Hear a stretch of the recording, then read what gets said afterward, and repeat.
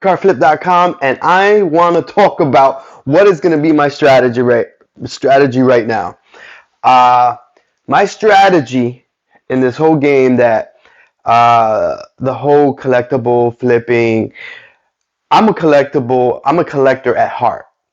So I'm always looking for stuff that just moves me in some type of way. I make moves that move me. So, uh, but now, if you've been watching this channel, you know that I'm not a long time flipper. I'm a long time collector. But with that being said, I wanted to share what is my plans for making money as far as immediately.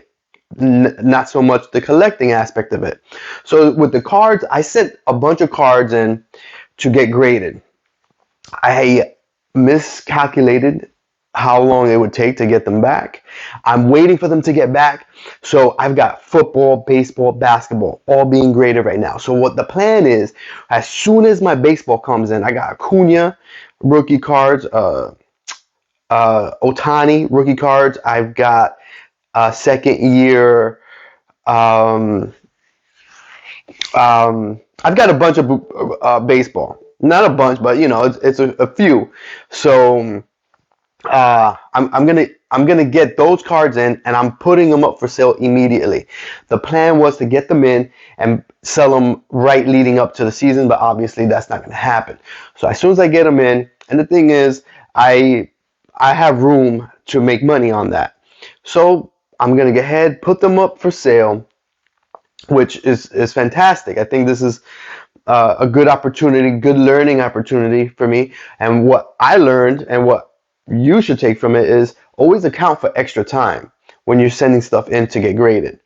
So that's going to end up costing me because the values have come down some. So that's one thing I learned. Now, besides that, I have basketball coming in. It looks like it's going to be just right for basketball. So I'm going to get the basketball in, and I'm going to put that up for sale. And I wanted to put it up for sale like a week into the playoffs. So it looks like I might be able to do that maybe 2 weeks into the playoffs. And I got players that should be making pushes through the playoffs. And you can see I got a Anthony Davis card ready to go. It's ready to go. So I'm going to wait until the second round, and I'm going to go ahead and put that up for sale. So that's my plan on that. So now I'm going to get that money from baseball as soon as I get those graded cards in. I'm going to get that money from basketball, and then go and invest in comic books. I have comic books. I already bought comic books. So comic books to me are more of a longer term hold. Okay, so more on that in a minute. So I also got Marvel cards, and the same strategy as the books. The cards go hand in hand with movie releases. So I've got Carnage cards. I got two extra ones that I'm gonna get ahead, and I'm about to send them in to get graded in about another week. I'm gonna send them in, get them graded, and so what? All right. So now I've got basketball and baseball done.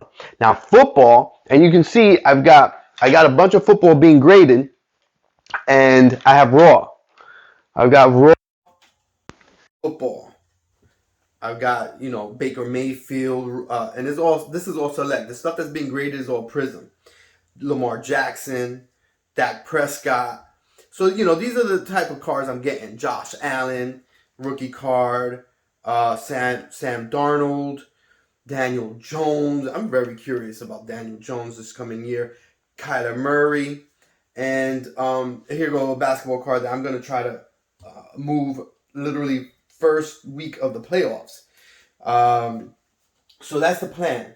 So I'm going to get ahead and take that money from basketball cards, from baseball cards, right? I'm going to get ahead and reallocate those funds into some comic books. This is going to be like, another month, let's just say. Now, I'm going to take my football cards that I get back from being graded, and then and I'm going to sell them July. The reason why July is because I'm going to want to reinvest into basketball Uh, some like in July when things are really simmering down as far as basketball is just winding down. So I'm thinking that's going to be a good time to buy. So I'm going to reinvest in basketball in some. I gotta see what kind of moves, what has dipped the most, what makes the most sense. So I'm gonna make those moves, but then I'm gonna have some money left over. And I'm gonna buy some comic books, right? So now that's the plan. So I've got comic books like this is Amazing Spider-Man 361 first appearance of Carnage, and you got books like that, with the trailer just popping off, everybody's going buck wild over it. I am going to go ahead and slab them up. I've never slabbed a comic, but I'm literally in the process of going through and doing that within the next this weekend. That's my focus. I need to have everything ready to go.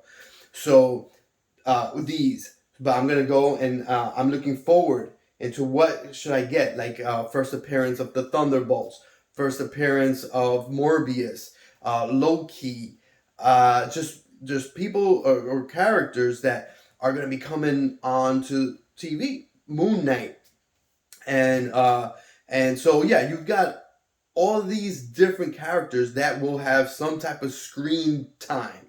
So that's why I think that's a good strategy. You cop it. You already know it's 6 months to a year down the line. You cop it. You go. You do it. You sit on it, and then you turn around and sell it.